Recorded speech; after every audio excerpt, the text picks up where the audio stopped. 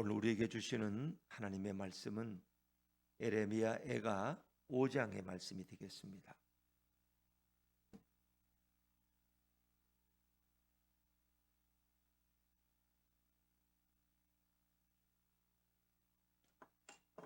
구약성경 1149쪽 에레미야 애가 5장 1절부터 22절 마지막 절까지 말씀이 되겠습니다. 5장 1절부터 한 절씩 교독하겠습니다. 여호와여, 우리가 당한 것을 기억하시고 우리가 받은 치욕을 살펴보옵소서. 우리의 기업이 외인들에게, 우리의 집들도 이방인들에게 돌아갔나이다. 우리는 아버지 없는 고아들이오며 우리의 어머니는 과부들 같으니 우리가 은을 주고 물을 마시며 값을 주고 나무들을 가져오며 우리를 뒤쫓는 자들이 우리의 목을 눌러싸우니 우리가 기진하여 쉴 수 없나이다. 우리가 애굽 사람과 아수르 사람과 악수하고 양식을 얻어 배불리고자 하였나이다. 우리의 조상들은 범죄하고 없어졌으며 우리는 그들의 죄악을 담당하였나이다. 종들이 우리를 지배하며 그들의 손에서 건져낼 자가 없나이다. 광야에는 칼이 있으므로 죽기를 무립서야 양식을 얻사오니 굶주림의 열기로 말미암아 우리의 피부가 아궁이처럼 검으니이다. 대적들이 시온에서 부녀들을, 유다각 성읍에서 처녀들을 욕보였나이다. 지도자들은 그들의 손에 매달리고 장로들의 얼굴도 존경을 받지 못하나이다. 청년들이 맷돌을 지며 아이들이 나무를 지다가 엎드러 지오며 노인들은 다시 성문에 앉지 못하며 청년들은 다시 노래하지 못하나이다. 우리의 마음에는 기쁨이 그쳤고 우리의 춤은 변하여 슬픔이 되었사오며 우리의 머리에서는 면류관이 떨어졌사오니 오호라, 우리의 범죄 때문이니이다. 이러므로 우리의 마음이 피곤하고 이러므로 우리 눈들이 어두우며 시온산이 황폐하여 여우가 그 안에서 노나이다. 여호와여, 주는 영원히 계시오며 주의 보좌는 대대에 이르나이다. 주께서 어찌하여 우리를 영원히 잊으시오며 우리를 이같이 오래 버리시나이까? 여호와여, 우리를 주께로 돌이키소서. 그리하시면 우리가 주께로 돌아가겠사오니 우리의 날들을 다시 새롭게 하사 옛적 같게 하옵소서. 주께서 우리를 아주 버리셨사오며 우리에게 진노하심이 참으로 크시니이다. 아멘. 할렐루야. 네, 주님의 축복과 위로가 우리 모두와 함께하기를 간절히 바랍니다. 오늘은 에레미야 애가 제일 마지막 장 5장의 말씀입니다. 그래서 오늘 제목은 에레미야의 마지막 기도 이렇게 정했습니다. 에레미야서를 통해서 에레미야는 이스라엘 백성에게 하나님의 뜻을 전하는데 그런 열심을 다했지만 돌아오는 것은 박해와 왕따와 또 고통스러운 일이었습니다. 이제 에레미야 애가는 그렇게 나라가 망하고 바벨론에 의해서 포로가 되어가고 그리고 예루살렘 성이 회파된 그 상황 속에서 그런 눈물의 호소를 하나님 앞에 드리고 있고 또 눈물의 노래를 부르고 있다라고 말할 수 있습니다. 그래서 오늘 마지막 장은 그들이 당한 그 참혹한 현실을 하나님 앞에 고발하는 내용이지만 그러나 하나님의 긍휼을 구하고 이제 하나님 이 땅에 회복을 주시옵소서 소망을 위해 기도하는 그런 마지막 기도로 되어 있습니다. 5장 1절부터 18절까지는 우리가 당한 이 참혹한 현실을 하나님 앞에 가감없이 보고하는 그런 내용으로 되어 있죠. 자, 그래도 우리 다시 돌아가서 우리 1절 말씀을 한번 다시 읽어보죠. 1절과 2절입니다. 1절과 2절 시작. 여호와여, 우리가 당한 것을 기억하시고 우리가 받은 치욕을 살펴보옵소서. 우리의 기업이 외인들에게 우리의 집들도 이방인들에게 돌아갔나이다. 우리가 당한 것을 주님은 물론 아시죠. 그러나 이제 이거 시적인 표현이니까 좀 기억해 달라고. 우리가 받은 치욕, 그 인간이 당할 수 있는 수치와 모욕을 더 한번 좀 자세히 살펴달라는 이렇게 탄원의 기도라고 할 수 있겠죠. 자, 우리 형편이 어떤가? 2절에 보니까 우리의 기업이 외인들에게 우리의 집들도 이방인들에게 돌아갔나이다. 이 기업은 가나안 땅을 말하는 거예요. 가나안 땅. 이제 가나안 땅의 주인이 이스라엘이 아니에요. 가나안 땅의 주인은 바벨론이에요. 외인들에게, 바벨론에게 돌아가 버렸어요. 우리의 집들도 우리의 소유가 아니에요. 다 이방인들에게 뺏겼어요. 이방인들도 주로 바벨론 사람들이겠죠. 이것은 하나님의 축복을 상실했다는 거예요. 그러니까 하나님께서 가나안 땅을 그들에게 선물로 주었어요. 이 축복의 징표예요. 내가 가나안 땅을 너에게 주겠다. 너희가 에집트에서 이렇게 고통을 당하고 노예 감독들이 너희를 때릴 때 너희의 그 괴로워하는 소리, 울부짖는 소리를 내가 들어서 알고 있다. 나는 이제 너희를 구원하려고 내려왔다. 에집트에서 너희를 더 넓고 좋은 곳으로, 적과 꿀이 흐르는 비옥한 땅으로 인도해 갈 것이다. 그 비옥한 땅이 바로 가나안이에요. 근데 이제 그들은 가나안 땅을 빼앗겨 버렸어. 바벨론 사람들에게. 기업을 빼앗기고 우리의 집들도 이방인들에게 돌아갔다. 이것은 하나님의 축복이 상실됐다는 것입니다. 그러니까 가나안이라는 것은 특별한 의미가 있는 거예요. 나라가 없는 나라. 그렇죠? 나라가 없어서 애굽의 종살이 200년 동안 하던 그들에게 400년 동안 하던 그들에게 무슨 땅이 있겠? 나라가 없어요. 근데 가나안을 그들에게 선물로 주셨어요. 그건 하나님의 축복을 의미하는데 그것을 빼앗기니까 이제 하나님의 축복이 상실되었다는 거예요. 그리고 하나님과의 관계가 단절된 그들은 자신들을 뭐라 그래요? 고아라고. 우리는 과부들 같다는 거예요. 자, 3절 말씀, 3절입니다. 3절 시작. 우리는 아버지 없는 고아들이오며 우리의 어머니는 과부들 같으니. 아버지 없는 고아들. 하나님과의 관계가 단절돼 버리니까 다른 자식들은 부모가 있어서 부모한테 가서 뭘 요구하는데 우리는 부모가 없어. 아버지 없는 고아들에 불과한. 그 우리 어머니는 과부들 같아. 왜? 남편들은 다 전쟁에 나가서 다 죽었거든. 남자들은 먼저 죽잖아요. 여인들은 일 시키려고 살려두고. 우리 어머니는 과부들 같아. 이게 하나님의 말씀을 떠나서 우상 숭배하다가 결국은 이렇게 참혹한 어려운 일을 당한 예루살렘의 형편이 바로 이런 모습이다. 하나님과의 관계가 단절됐어요. 그래서 이제는 물도 그냥 마실 수가 없어요. 우리의 소유가 없어. 4절 말씀을 제가 했죠. 4절입니다. 우리가 은을 주고 물을 마시며 값을 주고 나무들을 가져오며. 전쟁이 나면 제일 중요한 건 우물이라는 거 아세요?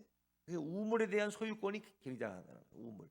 우물이 있으면 사람들이 모여 살 수 있고, 그렇죠? 우물이 있으면 양떼들을 칠 수 있어요. 요즘은 우리가 물이 없으면 뭐 농사를 못 짓는 것과 똑같은 거죠. 그래서 늘 시골에서는 이게 물을 대는 시기에, 모내는 시기에 그 물 때문에 늘 이렇게 농부들끼리도 갈등이 일어나요. 그래서 이제 우리나라가 계속 현대화되면서 이런 수로를 정비하고 저수지를 둬서 물을 풍족하게 농가 밭에 댈 수 있도록 한 것이 큰 혁명이죠. 예전에는 뭐 천수답이라 그래서 비가 오면 그거 모았다가 비가 안 오면 농사도 못 짓는 거예요. 이제 이런. 그러나 지금은 강에서 물을 끌어올려서 이렇게 농사를 짓는 그런 거죠. 근데 이 우물이 너무 중요한 거예요. 그 야곱의 우물 같은 건 사실 야곱이 그 아들 요셉에게 준 그런 우물이에요. 그러니까 사마리아 수가 여성이 예수님을 만났을 때 거기가 사마리아 수가성이에요. 그 야곱의 우물이 있다는 거예요. 그 여인이 뭐라 그래? 이 우물은 우리 조상 야곱이 우리에게 주신 겁니다. 예수님이 이 물을 먹으면 목마르지만 내가 주는 물을 먹는 자는 영원히 목마르지 않는 생명수를 먹는다 그러니까 당신이 우리 조상 야곱보다 더 높으시니까. 우리 조상 야곱도 이 우물에서 물을 먹었고 그 자녀들도 가축들도 다 이 우물에서 물을 먹었는데 이보다 더 좋은 물이 세상에 어디 있습니까? 근데 예수님은 이보다 더 좋은 물을 가지고 계셔. 그것을 한번 먹으면 영원히 목마르지 않는 생수를 가지고 계신 내가 너에게 주겠다는 거예요. 그 여인은 매일 물을 떨어오는 게 얼마나 신경질 나는지 몰라. 근데 이 우물 이걸 그냥 먹지 못해요. 은을 주고 돈을 주고 사 먹어야 돼. 왜? 우물의 소유권이 이제는 이스라엘 백성이 아니야. 바벨론 사람들에게 우물의 소유권이 넘어갔어. 그리고 나무를 가져오는데도 돈을 치르고 나무를 가져와. 산에서 나무도 함부로 베어오지 못해. 왜? 그 모든 소유주가 다 바뀌었어. 여러분, 그러니까 이 나라가 망하면 이렇다는 거 아세요? 산에 가서 나무도 못 태워. 우물의 물도 마음대로 못 마셔. 모든 것이 다 통제와 감시하에 있고 돈을 치러야 먹고 살 수 있는 거예요. 이미 그들의 소유권은 다 바벨론 사람들에게 다 할당돼 버렸어요. 이런 얼마나 비참한 상황. 그래서 그들은 생명의 위협 속에 목이 졸린 것 같은 상황 속에 있다는 거예요. 5절 말씀을 제가 읽죠. 우리를 뒤쫓는 자들이 우리의 목을 눌러 싸우니 우리가 기진하여 쉴 수 없나이다. 마치 생명의 위협을 당하는, 목을 누르고 있으니까 언제 죽을지 몰라요. 그래서 이스라엘 백성들은 좀 꽁수를 쓰기도 했어요. 그게 뭘까요? 자, 6절입니다. 6절 시작.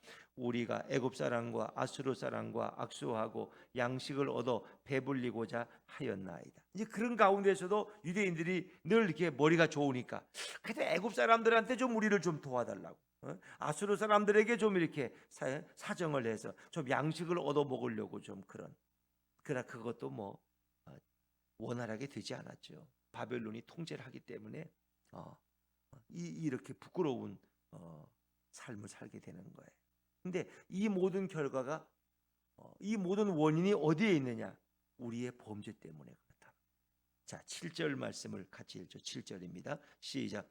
우리의 조상들은 범죄하고 없어졌으며 우리는 그들의 죄악을 담당하였나이다.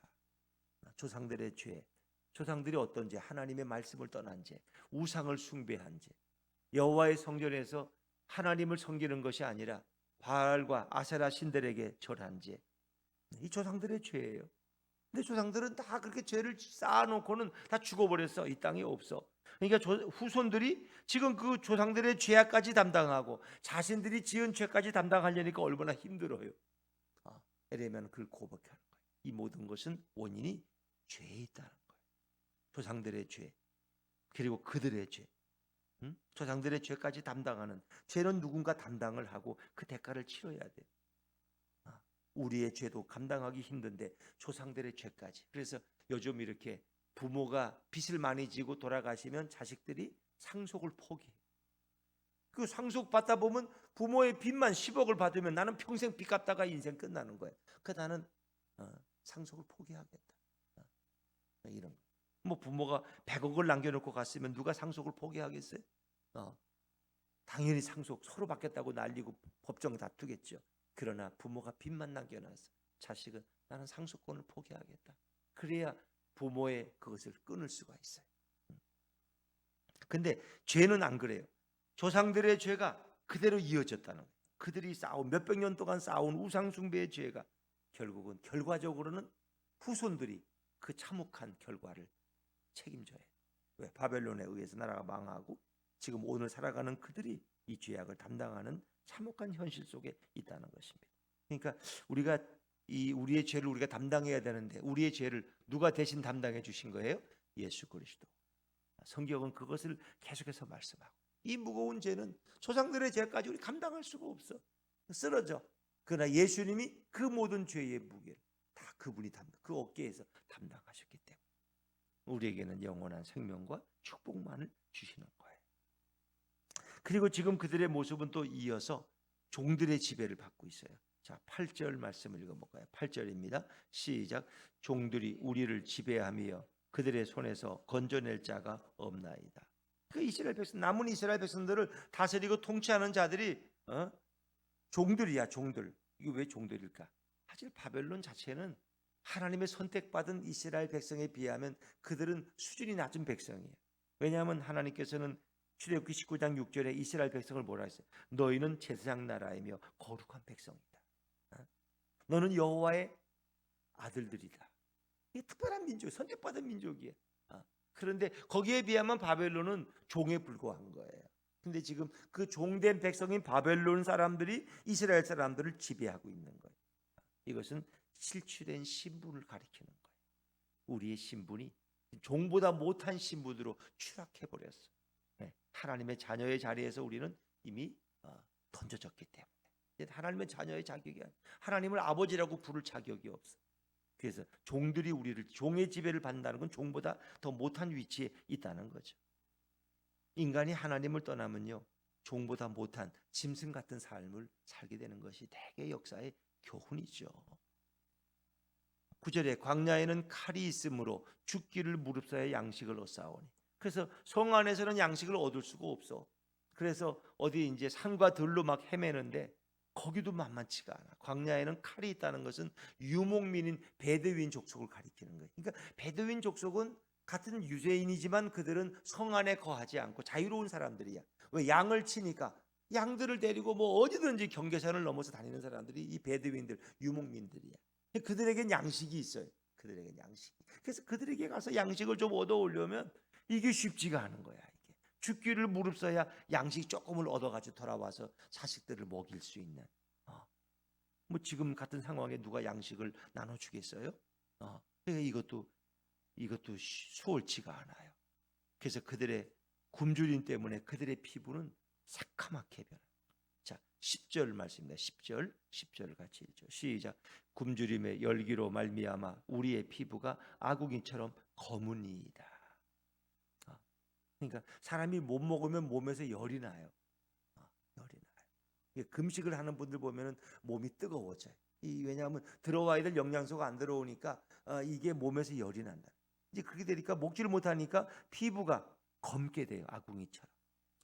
그 우리나라 분들이 보면 다 피부가 하얘. 이제는 다 뭐 특별한 거 아니고는 다 그래도 왜 잘 먹고 또 그늘에서 많이 지내고 야외에서 많이 일하잖아요. 뭐 특별히 노동자나 이렇게 야외에서 하는 분들 요즘 다 선크림 바르고 하지, 모자 쓰고 하지, 그냥 하는 분들 없어. 어떤 분은 눈만 내놓고 이렇게 하잖아. 근데 가난한 나라에 갈수록 보면 다 그들은 이렇게 아주 피골이 상접하고 얼굴이 다 새콤해. 태양빛 아래서 일해야 되고 먹지를 못하니까. 근데 오늘 이스라엘 백성의 모습이 피부가 아궁이처럼 아궁이. 아궁이는 뭐 수땡이만 남은 것처럼 그 온 모습이 다 시커멓게 이렇게 변해간다는 거예요. 먹지 못해 영양실조 때문에 이제 그런 상황에 이르는 거예요. 그들의 현실이에요. 또 그것만 전쟁이 나면 어떤 일이 있죠? 여인들이 당하는 고통이 너무나 커요. 11절 말씀입니다. 11절 같이 읽죠. 시작. 대적들이 시온에서 부녀들을 유다 각 성읍에서 처녀들을 욕보였나이다. 이게 정체성을 상실해 버렸어요. 이 하나님의 백성들이 이방인들에게 그 여인들이 강간을 당하고 치욕을 당하는 욕보이는 여인들만 보면 뭐 그냥 눈을 부릅뜨고 달려드는 거예요. 그냥 바벨론 군대들이. 그 여인들은 여기저기서 고통을 당하는. 또 그렇게 자녀를 낳으면은 그걸 누가 인정해 주겠어요? 집에서도 쫓겨나는 거죠. 너는 바벨론 군인의 아이를 가졌다. 그래서 이 사마리아 사람들은 이 아수르 사람들의 아이를 가지니까 정통 유대인도 다 버림을 당하는 거예요. 너는 혼혈인들이다. 뭐 그런 역사는 전쟁터일 수 있잖아요. 그래서 우리가 우리 여인들이 사창가에 있다가 아프리카 흑인 군인들의 아이를 낳으니까 그 색깔이 벌써 다르잖아요. 이게 전쟁의 비극이야. 그래서 누군가 어젠가 그저께 누가 그런 얘기. 더러운 평화가 전쟁보다 낫다. 물론 그 말이 뭐 다 틀린 말은 안 해. 다 옳은 말도 안 해. 더럽게라도 평화를 유지하는 게 그것이 전쟁보다 낫다. 그러나 그 더러운 평화도 오래 못 간다. 얘가 우리가 힘이 없으면 언젠가는 우리를 집어삼키고 만다는 거예요. 겉으로 보기에는 평화 같지만 그 평화가 아니야. 굴종이고 모욕이지. 그리고 언젠가는 자기들 욕심대로 우리를 다스린다. 그런 약속은 국가 간의 국가의 약속은 지켜지는 게 거의 없다는 거 아세요? 그건 우리가 필요할 때 뭐 서로 계약을 맺고 조약을 맺는 거지. 우리가 힘이 있으면은 다 짓밟아 버리는 거예요. 짓밟아. 그러니까 나라가 잃어버리니까 여인들은 이렇게 비참한 일을 당하는. 그래도 어떻게 할 수가 없는 상황. 또 나라의 지도자들을 더 비참하죠. 12절 말씀을 제가 했죠. 12절입니다. 지도자들은 그들의 손에 매달리고 장로들의 얼굴도 존경을 받지 못하나이다. 지도자들은 그들의 손에 매달린다는 게 뭐예요? 그러니까 나라를 정복하면 그 마을의 지도자들은 다 나무에 매달아 죽인다는 거 아세요? 꼴 보기 싫은 사람. 그들을 없애버려야지 그 아래 사람들이 순종을 하거든요. 지도자들은 다 나무에 매달려 죽이고 장로들도 존경을 받지 못해. 그냥 일반 사람들처럼. 장로들은 다 그 마을의 원로들이고 지도자들이에요. 그들도 존경받지 못해. 나라가 망하니까. 13절 14절을 같이 읽죠. 시작. 청년들이 맷돌을 지며 아이들이 나무를 지다가 엎드려 지오며 노인들은 다시 성문에 앉지 못하며 청년들은 다시 노래하지 못하나이다. 청년들이 맷돌을 져요. 이 맷돌을 지는 것은 노예들이 하는 일이에요. 보통 일반 시민들은 그런 거 안 져요. 근데 이 청년들이 노예들의 일을 하고 대신하고. 왜? 노예가 됐으니까. 전쟁에 이제 나라가 망하면 다 노예가 되는 거죠. 아이들은 나무를 지다가 아이들이 나무를 질 군본이 아니야. 아이들 아직 힘이 없어. 근데 아이들도 중노동으로 쓰러지는 거예요. 그 나무를 이걸 어른들이 다 질 수 있지 아이들이 어떻게 져요? 근데 아이들까지도 강제 노역장에 동원되니까 중노동으로 아이들은 힘을 잃고 쓰러져 버려요. 이 나라가 얼마나 비참한. 그러니까 우리가 예전의 역사 속에 임진왜란이 일어났을 때, 일본이 우리를 막 괴롭힐 때, 또 일제 36년, 또 6.25 때 이런 경험들을 보면은 전쟁이라는 건 이렇게 비참한 것이다. 그래서 우리가 힘을 기르지 않으면 언제든지 우리는 그런 어려움을 피할 수가 없다는 거예요. 그래서 힘의 균형이 이루어질 때 평화가 유지되는 거지, 우리가 힘을 잃으면 평화라는 것은 오래 갈 수가 없다 하는 거예요. 왜? 강자는 늘 욕심을 내기 때문에 그런 거죠.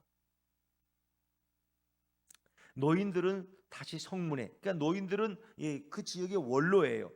그들은 재판을 대신하기도 하고 상담을 해주기도, 고충을 풀어주기도. 그래서 원로들은 늘 존경을 받아요. 성문 높은 자리에 앉아서. 근데 이제는 그렇게 하지 못해. 성문에 앉지도 못해. 노인들도 뭐 다 마찬가지예요. 청년들은 다시 성문 입구에서 노래하며 춤을 추는 그런 일도 볼 수가 없어요. 이제 우리의 마음에는 뭐가? 기쁨이 사라져 버렸어요. 자, 15절 16절 말씀, 15절 16절 이어서 읽어보겠습니다. 시작. 우리의 마음에는 기쁨이 그쳤고 우리의 춤은 변하여 슬픔이 되어 싸우며 우리의 머리에서는 면류관이 떨어져 싸우니 오호라 우리의 범죄 때문이니이다. 이 모든 것이 다 우리의 죄 때문에 온 결과예요.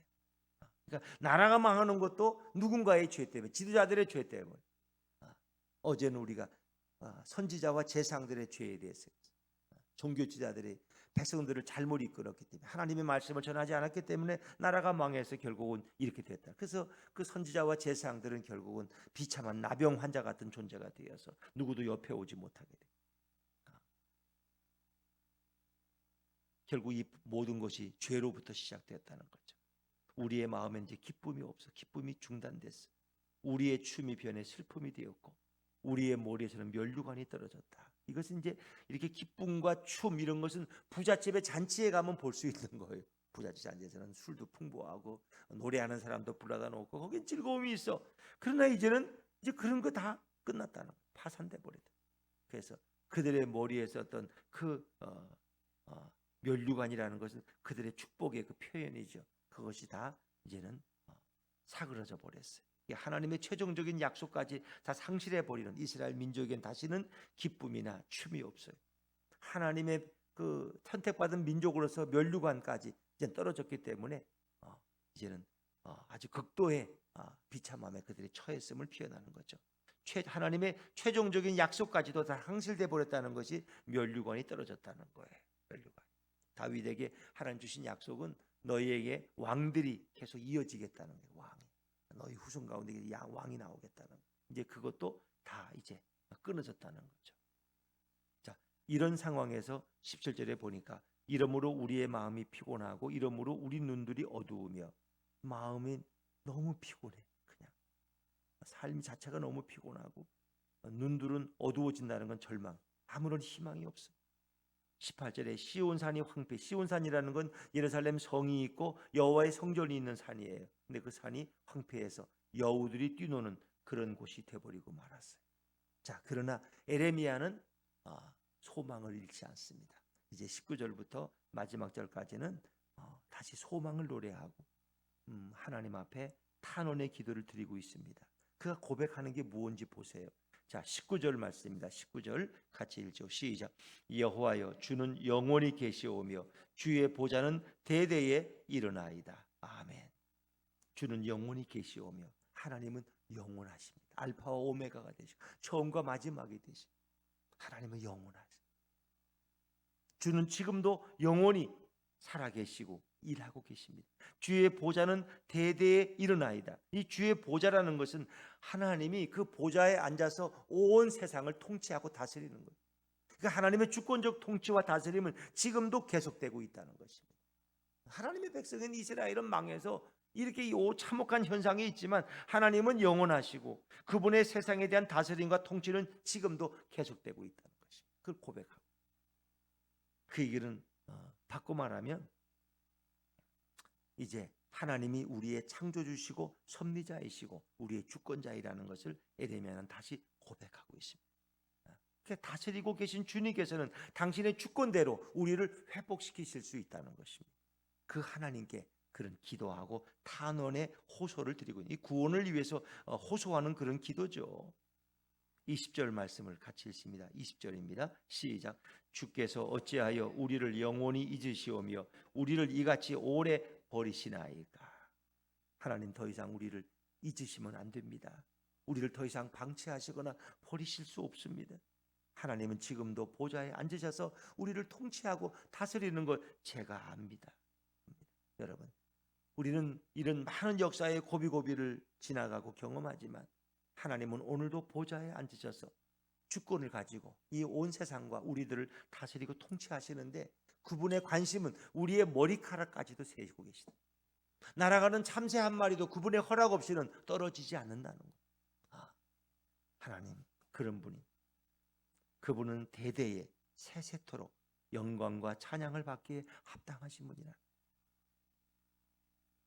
하나님의 말씀이 영원한 것처럼 그 말씀의 주인이신 하나님이나 예수님은 영원히 살아계시고 지금도 우리를 통치하고 다스리고 계신다. 그래서 우리는 그런 하나님을 고백하고 그런 창조주 하나님, 그리고 역사를 완성시키시는 그런 예수님을 우리는 기다리고 있지 않습니까? 그분 앞에 우리는 오늘도 기도하고 있는 것입니다. 그래서 이제 우리가 하나님의 품으로 다시 회복되고 돌아가려면 우리가 회개해야 돼요. 근데 회개라는 건 내 마음대로 할 수 있는 게 아니라는 거예요. 회개도 하나님이 허락하셔야 회개가 된다는 거 아세요, 여러분? 자, 21절 말씀을 읽어보실까요? 21절입니다. 시작. 여호와여 우리를 주께로 돌이키소서. 그리하시면 우리가 주께로 돌아가겠사오니 우리의 날들을 다시 새롭게 하사 옛적 같게 하옵소서. 다시 옛날의 그 예루살렘 모습으로 돌아가기를 소망합니다. 근데 여호와여 우리를 주께로 돌이키소서. 돌이키는 건 회개의 기도를 얘기하는 거예요. 돌아서다. 회개란 말은 원래 돌아서는 거예요. 서울서 부산으로 가던 사람이 회개하면 다시 서울로 돌아오는 거예요. 우리 가던 잘못된 길에서 돌아오는 게 회개야. 회개. 우리를 돌이키소서. 우리를 회개하게 해달라는 거예요. 그리하시면 우리가 주께로 돌아가겠사오니. 그러니까 우리가 마음대로 돌아갈 수 없어요. 하나님이 허락하셔야 돼요. 그래야지 우리도 결단하고 주께로 돌아갈 수가 있어요. 주님이 우리의 죄악을 먼저 용서하셔야 돼. 그리고 우리의 마음을 회개의 마음으로 바꿔주셔야 돼. 이게 하나님의 주권이야. 그래야지 우리는 결심하고 우리도 주님께로 돌아갈 수 있어요. 그러니까 모든 것이 우선은 하나님으로부터 시작되는 거예요. 이게 하나님의 주권. 회개도 내가 회개하고 싶다고 되는 게 아니에요. 주께서 우리 마음속에 회개의 마음을 부어주셔요. 회개의 영을 부어주셔요. 그래야지 우리가 그때서 결심하고 주께의 품으로 돌아가는 거예요. 그래서 회개하고 돌아갈 때 주님은 이미 우리를 용서하고 기다리시는 거예요. 그래서 우리는 옛날같이 이렇게 다시 회복될 수 있는, 다시 새롭게 되는 거예요. 탕자가 아버지 집으로 돌아갈 때 이미 아버지는 그를 용서하고 기다리죠. 주님이 우리를 용서하시고 기다리실 때 우리는 주님의 품으로 가서 다시 모든 것을 회복시킬 수가 있어요. 그래서 어찌 보면 제일 마지막 기도가 21절이라고 말할 수가 있어요. 근데 22절은 이제 거기에 대한 부언 설명인데, 자 22절까지 다시 읽어보죠. 22절 시작. 주께서 우리를 아주 버리셨사오며 우리에게 진노하심이 참으로 크시니이다. 우리를 아주 버리셨사오며 우리에게 진노하심이 참으로 크시니이다. 그러나 이 얘기를 바꿔 말하면 주님은 우리를 아주 버리시면 안 됩니다. 주님의 진노하심이 크신 건 알지만 우리를 다시 돌이켜 달라고, 이런 탄원의 기도가 이제 문학적인 의미로 여기에 숨겨져 있는 거예요. 그래서 어찌 보면 에레미야 애가의 마지막 에레미야의 기도는 21절이라고 할 수 있어요. 우리가 주께로 돌아가겠사오니 우리를 돌이켜 달라고, 그리고 우리를 다시 새롭게 해주셔서 옛적 같은 복을 누리게 해달라고, 다시 하나님의 축복의 백성의 그 자리에 돌아가게 해주고 하나님과의 관계를 회복시켜 달라고 그런 마지막 기도를 드리고 있습니다. 그리고 그 기도는 당장은 응답이 안 돼요. 70년 후에 응답이 되어서 바벨론에서 다시 그들은 돌아오게 되고 다시 하나님의 백성의 자리로 회복되게 되는 것이죠. 여러분, 역사라는 건 바로 이런 거예요. 오늘도 우리가 주님을 떠나는 것, 주님의 축복의 자녀의 자리에서 쫓겨나는 것, 추방당하는 것이 가장 비참한 삶이에요. 그래서 하나님과의 교제가 단절되는 것이 가장 비극적인 거예요. 예수님 십자가에서 하나님과의 관계가 단절될 때 너무 괴로워하잖아요. 엘리 엘리 라바 사박다니, 나의 하나님 어찌하여 나를 버리시나이. 하나님은 예수님을 3일 동안 버리셨어요. 그 관계가 단절돼 버렸어요. 그래서 거기에 대한 해석들이 그거예요. 예수님이 어디에 무덤에 계셨느냐, 음부에 떨어지셨느냐, 그거는 소통이 되지 않는 거예요. 그래서 3일 후에 하나님이 다시 죽은 자 가운데서 예수님을 일으키셔서 하나님 보좌 우편에 그를 세우시는 거예요. 그런 과정을 통해서 인간의 죄가 용서받고 우리는 하나님께로 돌아가게 되는 거예요. 그래서 에레미야 애가의 기도는 마지막 탄원의 기도로 끝나고 있지만 소망의 기도로 맞춰지고 있습니다. 우리에게도 절망은 없습니다. 어떤 우리가 죄를 저지르고 하나님을 떠나더라도 우리에게 늘 소망이 있어요. 왜? 하나님이 영원하시니. 하나님 오늘도 보좌에 앉아서 이 역사를 통치하고 계시니까 우리의 기도를 들으시고 우리 마음속에 회개의 영을 부어주시면 우리는 결단하고 주님께로 다시 돌아갈 수 있어요. 그래서 늘 주님 앞에는 소망. 언제든지 이 좋으신 하나님, 이 좋으신 예수님을 의지하고 오늘도 그분과 함께 걸어가는 복된 하루가 되시기를 주의 이름으로 축원합니다.